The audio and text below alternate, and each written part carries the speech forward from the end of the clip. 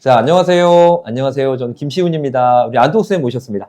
네, 반갑습니다. 안동욱 선생입니다. 네, 저희는 대치동 전문가들입니다. 네. 오늘 우리 국어 전문가이신 우리 안동욱 선생님 모시고 드디어 이제 국어의 마지막 편인 문학 파트에 대해서 말씀을 좀 듣도록 하겠습니다. 네. 9월 평가원 때도 우리 문학의 난이도가 좀 어땠고 전체적인 총평을 한번 먼저 해주시죠. 네, 네. 수년간, 수년이라고 해봤자, 기억나는 한도 내에서만, 그리고 학생들이 체감할 수 있는 연도만 따져도 이제 한 3년에서 5년 정도는 뭐라고 할까요? 이제 문학은 약간 호구성의 좀 느낌이 있었고. 호구성. 네, 그러니까 네. 문학은 안 해도 된다. 아. 문학은 쉬우니까. 연계만 잡으면 다 된다. 그리고 실질적으로 문학에서는 거의 오답률이 많이 없고요. 그다음에 등급을 가르는 데서는 이제 가르는 부분은 이제 독서가 일반적이었는데 작년부터 해서 작년 6월 평가원인가요? 그때부터 해서 연계는 됐으나 간접 연계 이런 식으로 하다가 그다음에 개념을 트위스트로 이렇게 꽈배기처럼 꽈버리고 하다가 이제 문학이 어려워지네 하는 게 지난 9월 평가원까지 왔습니다. 그래서 추세를 보자면 과거 한 3년 전 정도처럼 우리가 문학을 가볍게 봐서는 안 되고요. 문학에서도 충분히 등급을 가를 수 있는 결정적인 변별력을 상징할 수 있는 문제가 충분히 등장할 수 있다. 그래서 이에 좀 단단히 준비하자. 이런 차원도 한번 말씀드려봅니다. 네. 이번에 9월 평가원 때 문학이 네. 어떤 작품들이 많이 이렇게 문제로 소개가 됐나요? 네, 이제 고전 소설에서는 이화전. 근데 이제 이거는 좀 많이 흔한 것인데다가 이제 그 연계 교재 그대로 나왔고요. 현대시에서는 다 굳이 말씀을 안 드려도 알다시피 박목월의 경사라든가 용연삭이라든가 화전가는 아마 대부분의 선생님들이 야 이거 수능에 나와야 되는데라는 작품인데 9월에 나와버렸으니 이제 아웃이 된 거고요. 성문가라든가 조금 비연계지만 낯설지 않은 것들 그리고 연계된 것은 확실하게 연계된 것들 그러나 연계됐다고 해서 마음 놓고 언제나 편하게 맞출 수 있는 게 아니라 선택지에서 많은 변별력을 주는 그래서 언젠가 선생님께서도 기억하시겠지만 국어 영역은 진화 중이다라는 말씀을 한번 언젠가 드린 적이 맞습니다. 있습니다. 기억이 합니다. 네. 국어 영역이 이제 특히 문학 영역에서 상당히 많은 이제 한 30년 됐는데 수능이 그럼에도 불구하고 수능 영역은 언제나 이제 고인물이 아니라 언제나 이제 학생들의 변별을 좀 해보려고 가르려고 하는 선택지. 그래서 문학 같은 경우는 연계 교재를 통한 어떤 체감을 통한 심리적 안정 및 정확도 이런 것도 중요하지만요. 개념이 단단하게 무장되어 있지 않으면 아는 개념도 긴가민가 할 만한 선택지들이 상당히 많이 나올 것이라고 한번 예측을 해볼 수 있겠습니다. 아, 그렇습니까? 네네. 그러면 여기 파트도 이번 9월 달에 연계가 많이 된 건가요? 네네. 독서도 마찬가지고요. 문학도 네. 마찬가지고 대략 평균 한 50% 정도. 네. 50%라면 8개 중에서 한 4개 작품 정도가 그렇습니다. 그죠? 네네. 아, 그렇습니까? 네. 네. 그럼 EBS를 본인이 아주 충실하게 공부해온 친구들이 조금 더 유리할 수가 있었겠네요. 네네. 그러니까 앞서 말씀드렸다시피 EBS 연계 교재를 충실히 해둔 친구들은 전 방송에서도 말씀을 드렸지만 그 독서에서도 문학에서도 분명히 유리한 고지를 먼저 점령할 수는 있습니다. 네. 그런데 지난 방송 때도 말씀드렸다시피 독서 같은 경우는 이제 어려운 보기 박스 문제가 이제 나는 이거 맞다 틀리다 이런 게 이제 누적되다 보면 어떤 지점에 와서는 변별력을 가를 수 있는 문제를 만나게 될 텐데요. 문학 같은 경우는 개념이 탄탄하지 않으면 남들에게는 쉬운 문제도 나에게는 어려운 문제가 되고요. 나에게는 쉬운 문제지만 남들에게는 어려운 문제가 될 수 있는 변별력을 가르는 요소가 크기 때문에 문제풀이 이런 것도 좋지만 물론 지금 아마 이 시점에서 제가 한번 예상해 보건데 이제 시기가 시기니만큼 실전 연습 타이머를 맞추고 실전 연습하는 건데 실전 연습을 마친 이후에 문학 파트, 지금은 문학 파트를 설명하는 시간이니까요. 문학 공부할 때는 좀 면밀하게 좀 개념을 좀 내용만으로 접근하는 것이 아니라 시라고 한다면 이게 시의 어떤 표현 요소지? 소설이라면 소설의 개념 중에 어떤 것들이 이 작품 속에 접목이 된 걸까? 이런 것들을 좀 메모해가면서 따져가면서 주변 선생님들에게 이렇게 여쭤봐가면서 이렇게 공부하는 게 더욱더 효율적이고 값진 공부라고 이제 생각을 해볼 수 있겠습니다. 그러니까 쉽지는 않죠. 네. 네. 제가 듣기로는 파트가 여러 개가 있어서 네. 뭐 소설도 있고 수필도 있고 시가도 있고 네네. 현대도 있고 고전도 있고 다양하다고 들었는데 네네. 일반적으로 우리 친구들이 어려워하는 순서가 어떻게 될까요? 네. 네. 일단은 큰 기준으로 고전 문학이냐 현대 문학이냐로 나눠볼 수가 있고요. 그 다음에 산문이냐 운문이냐 이렇게 장르별로 나눠볼 수가 있는데 일단은 우선순위로 학생들이 가장 어려워하는 파트다라고 한다면 산문, 운문을 넘어선 고전입니다. 고전 작품을 아직도 어려워하는 이유가 일단은 뭐 영순위는 심리적으로 싫죠. 저도 이제 학교 다닐 땐 네. 고전 문학 안 하려고 이제 네. 학교 다닐 때도 이제 가급적 피해서 듣고 하긴 했는데 이건 뭐 성향이고요. 우리는 어찌됐건 좋든 싫든 다 하긴 해야 하는데 고전 문학을 어려워하는 이유는 첫 번째 어휘의 낯섦이 있고요. 어휘가 일단 낯섭니다. 뭐 그냥 평범하게 얘기할 수 있는 어휘인데도 뭐 이제 만약에 엄하게 아니면 뭐 이런 건데도 이제 뭐 엄정하게 굳이 같은 한자어인데도 이제 네. 한자어가 좀 약하다 보니까 요즘 친구들이 이제 어휘 때문에 좀 어렵고요. 두 번째는 그 장르가 가지고 있는 속성. 그러니까 소설도 많이 함축되어 있고 고전 시가는 운문이니까 여전히 함축되어 있는데 그 함축된 의미를 잘 끌어내지 못하죠. 그래서 고전을 많이 어려워하고요. 그렇다고 또 현대가 쉽지는 않습니다. 지난 방송 때 아마 이런 말씀을 드린 것 같아요. 독서 같은 경우는 과학 지문을 좀 많이 어려워하는 친구들이 많다라고 했는데 그 친구들이 굳이 과학이 아닌 지문을 좋아할 리가 없는 것처럼 오늘 이 문학 시간에도 말씀드리는데 고전 문학을 싫어한다고 해서 현대 문학을 좋아하는 친구들은 없습니다. 그러니까 중요한 건 마음이거든요. 그래서 이렇게 느낌적으로 좀 싫어하는 고전 문학을 좀 내가 좋아해 나 이거 점령해야 돼 내가 이거 다 섭렵해야 되는 마음가짐을 가지고 있다면 현대 문학 같은 경우는 얼기설기 이제 자기 품 안에 와 있을 겁니다. 그래서 어렵게 느끼는 거는 고전 문학이긴 하지만 중요한 건 마음이라고 그랬다고 이제 이걸 오히려 적극적으로 싫어하는 거 먼저 하는 게 좀 이렇게 싫어하는 걸 먼저 미리 잘 해두는 게 남은 기간에 어떤 심리적인 어떤 그런 뭐 복잡함 그다음에 두려움을 좀 가라앉힐 수 있는 좋은 어떤 마인드 컨트롤이라고 한번 볼 수가 있겠죠. 자신감도 더 생길 것 같아요. 그렇습니다. 그렇죠. 어려운 거를 내가 조금 더 많이 공부했다. 이 자신감이잖아요. 네. 그건 제 성격 탓인 것이기도 네. 해요. 가장 싫은 걸 먼저 하고요. 네. 가장 어려운 걸 먼저 하는 이제 이러한 성격이긴 한데 이 성격이 이제 여러분들에게 드리는 거에 좀 이렇게 네. 어느 정도 맞춰가고는 있죠. 근데 네. 대부분 그렇게 마음 먹고 공부하는 게 일반적으로 학생들에게 많은 도움이 되는 건 맞습니다. 미루면 늦거든요. 맞습니다. 네. 자, 그러면 이번에 9월 평가원 때의 우리 친구들의 체감 난이도는 어땠을까요? 네, 체감 난이도는 여전히 네. 높았을까요? 높았다라고 볼 수가 있습니다. 그러니까 네. 일단은 연계 작품은 거의 평가원에서 약속한 대로 50% 룰은 거의 맞춘 것 같긴 한데 한번 생각해 보죠. 그러니까 연계는 거의 비슷하게 됐는데 왜 지난번보다 더 어려웠을까? 지난번은 왜 지지난번보다 어려웠을까? 이 답은 여기에 있습니다. 개념입니다. 아까 맨 처음에 우리 방송 처음에 말씀드렸던 것처럼. 그러니까 연계율도 그대로고 그다음에 분량도 어느 정도 비슷한데도 불구하고 왜 어렵냐라고 할 때는 분명히 그 선택지 그리고 그 인물 간의 어떤 복잡한 갈등 구성 이제 이런 것들을 파악하지 못한다면 선택지도 눈에 안 들어올 것이고 혹여나 본인이 개념을 갖고 있다 하더라도 그 개념을 이제 적용할 수가 없는 거죠. 개념이라고 한다는 것은 말 그대로 가장 일반적인 어떤 형태의 모습이거든요. 일반적인 형태의 모습을 모든 학생들에게 문제를 낸다? 그런 수능은 없고요.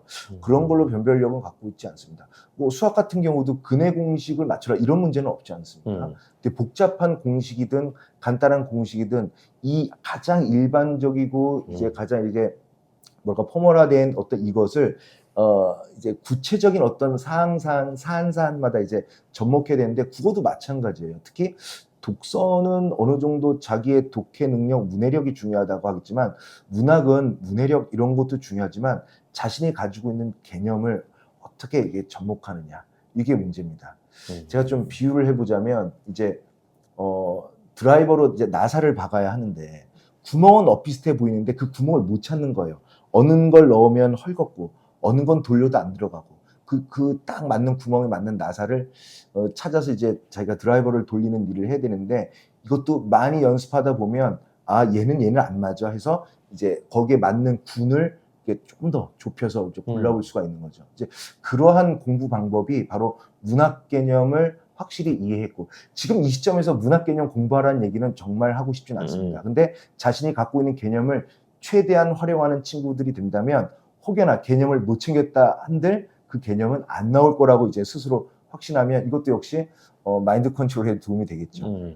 이제 와서 새롭게 하는 것보다는 아는 것을 낯선 작품 또는 연계 작품에 접목해봐라. 이게 지금 우리가 할 수 있는 최선의 문학 공부라고 할 수 있습니다. 네, 본인이 지금 쌓아놓은 개념을 적용하는 훈련을 해야 된다는 말씀이시죠? 네, 그렇습니다. 네. 그럼 좀 더 구체적으로 제가 한번 여쭤볼게요. 네, 특별히 몇 번이 좀 더 어렵고 뭐 이런 게 있었을까요? 네, 그 친구들한테 있었습니다. 특별히 더 이거는 야 진짜 어려웠을 거다 이런 네, 거 저도 소개를 좀 해주세요. 네, 풀면서 네. 이제 학생의 입장에선 아이고 이거 공부가 좀 덜 된 친구는 그냥 그렇게 골랐겠네 느낌적인 네. 느낌으로 아니면 조금 공부가 된 친구들은 아 이게 여기서 한번 걸리나 이 흐름에 여기서 한번 막히나 이런 느낌이 바로 24번입니다. 이게 현대시 고전수필 혼합으로 되어 있는 짬뽕되게 나온 거예요? 네, 갈래복합에서 좀 진짜요? 어렵게 나왔고요. 네. 역시 보기 박스입니다. 그러니까 앞선 방송에서도 말씀드렸다시피 국어 영역에서 보기 박스가 나오면 발문은 똑같습니다. 보기를 활용하여, 보기를 참조하여, 보기를 참고하여라고 했으면 우리는 문제는 적극적으로 풀되 기본적인 입장은 출제자가 주는 조건과 환경에 따라 우리는 시키는 대로 해야 하는 기본적으로 수동적인 인물입니다. 수동적인 인물인 입장에서 문제를 풀 때는 그 주어진 조건을 다 맞춰야 하는데 문학박스 보기의 어떤 그 외적 증거 내용이 좀 어려우면 안 읽고요. 자신이 읽은 원래 본문 작품만으로 풀려고 하는데 출제자는 절대 그렇게 내지 않습니다. 그래서 보기 박스를 소홀히 하다 보면 24번이 좀 어렵고요. 그 다음에 이번엔 비연계 작품이긴 했는데요. 그 두출발이라는 염상섭 작가의 그 소설인데요. 인물 간의 관계가 상당히 복잡했습니다. 소설은 고전 소설이든 현대 소설이든 인물을 잡고 가라. 이거는 저뿐만이 아니라 대한민국의 그 일선 현장에 계신 모든 선생님들께서 하시는 말씀일 텐데 인물을 소홀히 잡으면 34번과 같은 문제는 시간이 오래 걸리거나 오래 걸린 데다가 또 틀릴 가능성이 되게 높습니다. 이번에 저도 이제 풀이를 하면서 학생들의 주문을 받은 게 이제 34번 다시 해주세요. 24번 다시 해주세요라는 요청을 받고 수업을 한 적이 있긴 있었는데요. 이런 것들에 대한 이제 우리가 한번 국평 때 경험을 해봤고 그다음에 이 방송을 여러분들이 듣고 계신다면 나머지 해야 할 일은 분명히 아시겠죠. 보기 박스 외적 증거를 반드시 챙겨야 하고요. 역시 개념을 동원해야 하며 소설 같은 경우는 개념을 동원함과 동시에 인물과 인물 간의 관계를 좀 이렇게 말씀드리면 좀 거창할 수도 있겠는데 나름대로 방정식 같은 걸 좀 그려보면 좋을 것 같아요. 그러니까 아주 간단한 방정식. 현대 소설 같은 경우는 갈등 구조가 2차, 3차, N차적이기 때문에 이 인물이 누구에게는 호의적이고 어떤 인물은 또 다른 인물에게는 호의적이지 못하다. 근데 이걸 많이 혼동합니다. 혼동하는 경우가 있기 때문에 우리는 자꾸 얘는 무조건 착해, 얘는 무조건 나빠, 아니면 얘는 어떤 인물이야라고 이렇게 고정된 시선으로 우리가 바라보는데 현대 소설은 거의 그렇지 않습니다. 근데 우리가 계속 그렇게 바라보기 때문에 인물이 헷갈리는 거죠. 그래서 인물을 잡아라. 특히 고전 소설보다는 현대 소설. 인물을 잡으면 다 보이죠. 심리, 행동, 뭐 복선, 그리고 인물의 어떤 여러 가지 뭐 성격 이런 걸 다 알 수 있기 때문에 인물을 너무 등한시하더라고요. 그래서 인물을 챙기지 못하면 이번에 구평의 34번은 어려웠을 것이고 네. 개념이 좀 부족했더라면 24번이 좀 어려웠을 것이고 이렇게 했었을 겁니다. 네. 그러면 만약에 이렇게 지금 말씀하신 것처럼 갈래 복합 지문이 나온 경우에는 어떤 식으로 이렇게 우리가 대비하고 접근하는 게 나을까요? 통상 이것도 이제 좋은 질문을 해주셨는데요. 통상 이제 갈래복합이라고 한다면 이제 3작품 정도가 나오거든요. 이게 정해진 룰은 아닌데 한 작품은 고전시가, 한 작품은 현대시, 한 작품은 수필이면 고전일 수도 있고 현대일 수도 있는데 이 중에 단언컨대 올 수능 이번 수능은 3개 중에 2개 정도는 연계될 가능성이 되게 높습니다. 그렇습니다. 일반적으로 그래왔고요. 확률적으로도 그랬고 6평과 9평을 봤을 때 나름의 통계적으로도. 그래서 너무 어려워하지 마시고 그래서 또다시 연계의 중요성을 말씀드릴 수밖에 없는 게 작품이 한 세트 안에 가나 다가 있을 때 문제가 대략 6개 정도가 나오거든요. 근데 순서대로 가 작품, 나 작품, 다 작품 순서대로 읽고 푸는 것이 아니라 내가 아는 작품, 똑같이 안다면 짧은 거, 똑같이 모른다면 짧은 거, 이런 걸 통해서 공통적인 문제를 먼저 해결해서 소거해 나가고, 그러다 보면 내가 안 읽은 작품과 관련한 문제는 6개 중에 하나 정도가 남는 겁니다. 이게 룰입니다. 그래서 너무 이제 갈래복합에 대한 너무 이렇게 갈래복합이라는 큰 덩어리로 생각하지 마시고 그냥 한 지문 안에 독립적인 작품 3개가 있구나. 묶어서 내는 문제는 하나 정도, 많아야 2개 정도밖에 안 되기 때문에 그 2개 중에 한 작품만 알아도 소거에 의해서 다른 한 작품에 대한 부담을 줄일 수 있어서요. 네. 너무 이렇게 부담스러워하지 마시고 아까도 말씀드렸다시피 운문이든 산문이든 개념이 중요하거든요. 개념. 네. 그 개념을 연계 작품이든 비연계 작품이든 어떻게 내가 접목할 수 있느냐. 이게 아마 문학을 해결하는 관건입니다. 우리 안동 쌤 말씀을 좀 이렇게 제가 정리해 보면 네. 소설 작품은 특히 인물에 대해서 잘 우리 관심을 가지고 네. 뭔가를 정리하라 말씀하셨잖아요. 네네. 그럼 고전 시간은 그러면 뭐를 갖고 좀 더 정리하는 게 좋을까요? 이거 조금 네. 속상해할 수도 있는 수험생들이 있을 텐데 네. 고전 시가를 정확하게 해석을 아직도 못한다. 그러면 네. 현재까지 알고 계신 고전 시가만 공부하시고요. 나머지는 역시 마찬가지로 현재까지 알고 있는 고전 시가 해석 정도의 수준으로 접근하는 게 가장 좋고요. 새롭게 하려고 하기에는 시간이 조금 늦습니다. 네, 그리고 알고 보면 내가 지금 또 통상적으로 보면 연계 교재에 있는 것만 다 해석할 줄 알아도 비연계에 있는 작품은 좀 이렇게 내가 어느 정도 해결해 나갈 수가 있고요. 그 다음에 아까도 말씀드렸던 소거법도 좀 활용해 볼 수가 있고요.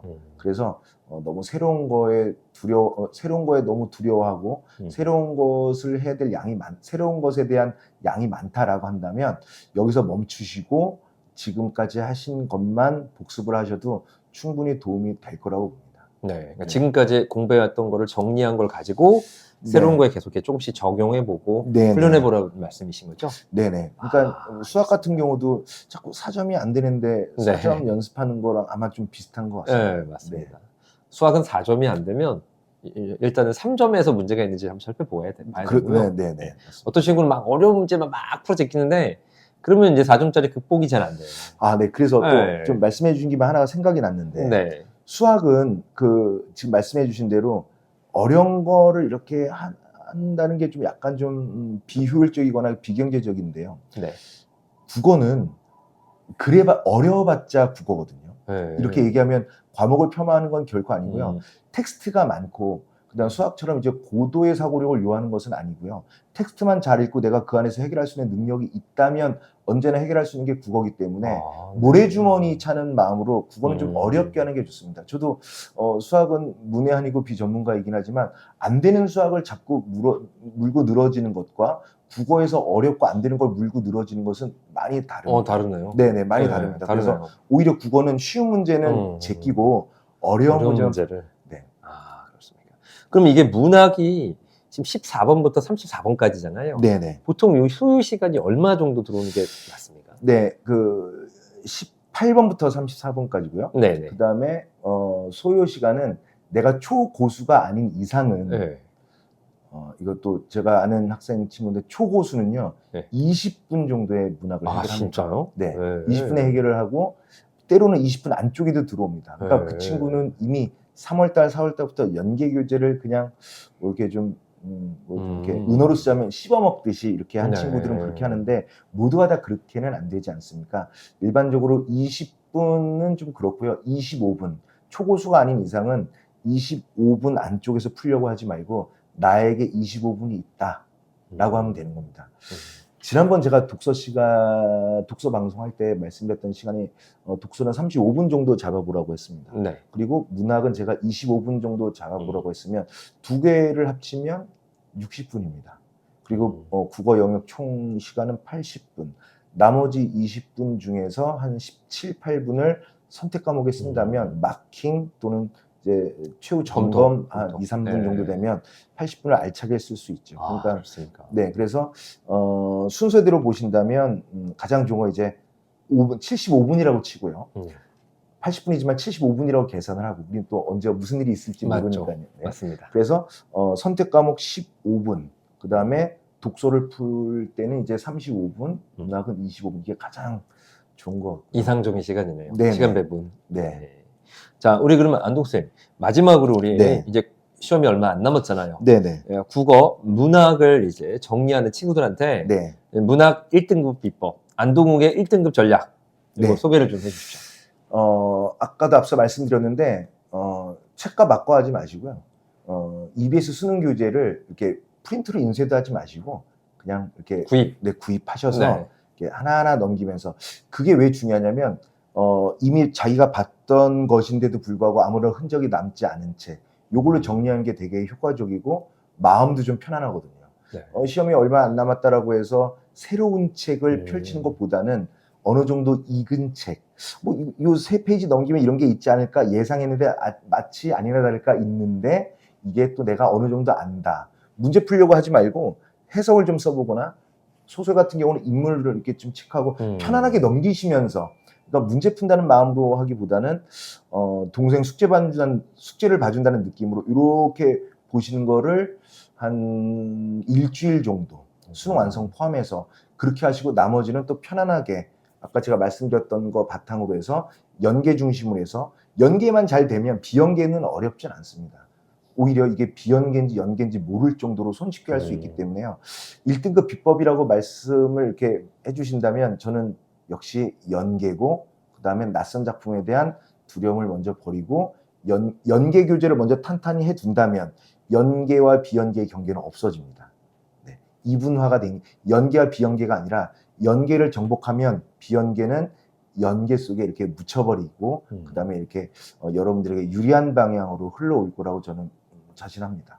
네, 알겠습니다. 네. 자, 오늘 우리 안동쌤 모시고 국어의 이제 문학 파트에 대해서 말씀을 들어봤고요. 네네. 우리 안동쌤은 계속해서 우리 언어 논술, 인문 논술과 네. 또 국어 파트에서 계속해서 우리 대치동 전문가들 네. 출연해서 많은 말씀을 전해주실 겁니다. 네. 오늘 말씀 너무 감사합니다. 네, 고맙습니다. 네. 자, 저희 대치동 전문가들, 각계각층의 교육 전문가들을 모셔서 저희가 알찬 소식으로 더 만나뵐 수 있게 항상 노력하겠습니다. 감사합니다. 네, 고맙습니다. 네, 감사합니다.